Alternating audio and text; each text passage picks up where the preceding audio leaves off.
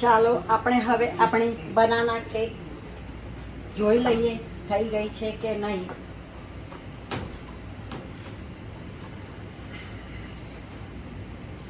તમે જોઈ શકો છો ઉપરથી ગોલ્ડન કલર આવી ગયો છે અને હવે આપણે આપણી ટૂથપીક ઇન્સ્ટર્ટ કરીએ છીએ તો ક્લીન આવે છે.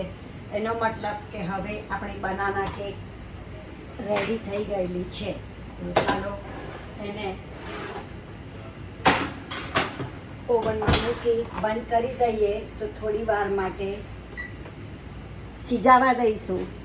નાવ the toothpick came clean, so that means the cake is ready.